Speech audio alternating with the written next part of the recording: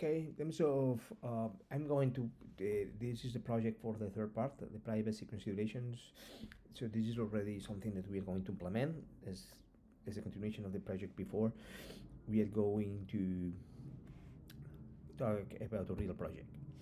The goal of the project is to predict as soon as possible if a player is going to be high spender, low spender, or non-spender with a certain level of confidence.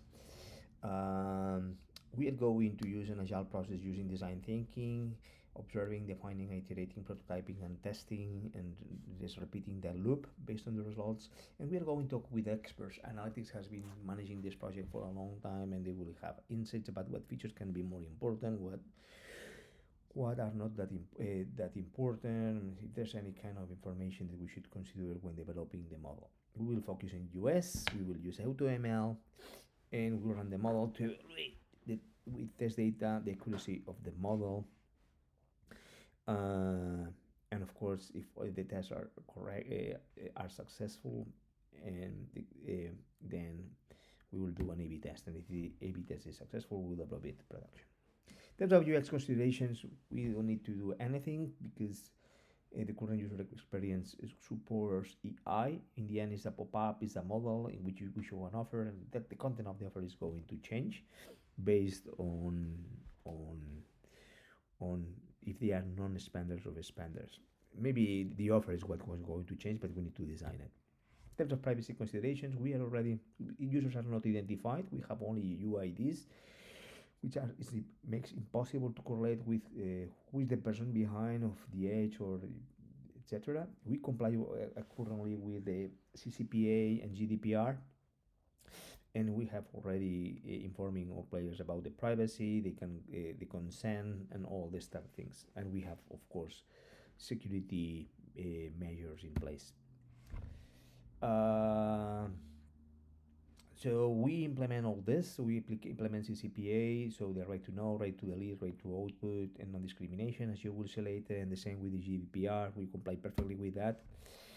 And we comply as well with the obligations of the platforms, which have their own regulations that you need to comply with. Otherwise, you can be removed from the App Store or Google Play. So we comply with all that as well. In terms of potential sources of bias, we have data and collection bias, depending of how we sample, historical bias, the behavior of players change over time. We have as well inaccurate data entries that could make the model to not be as accurate as possible as it should be, and and um, and we can have as well a labeling bias, so we will keep an eye on this just to mitigate this potential risk.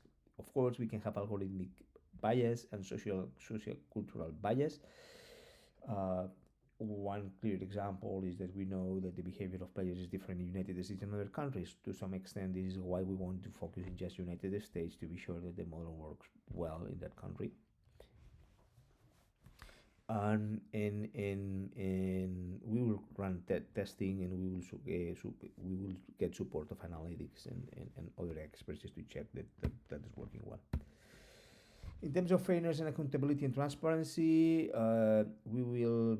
It's going to be fair. In the end, what we will do is we personalize the offers, but the value as cost is going to be the same for everybody. The product owner is going to be accountable, but anything that we do will be signed off by analytics. Yeah. And as per usual, any customer feedback is always actioned by customer service, and we take that into consideration to manage the customer expectations properly.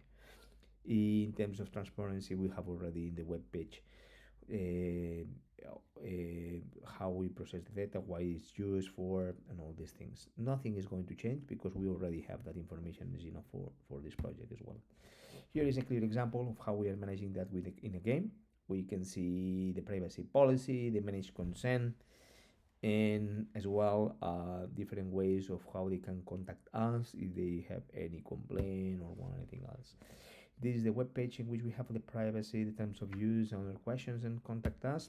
And here you can see examples of parts of the page about privacy tools, like you can manage the consent or you can erase your data, etc.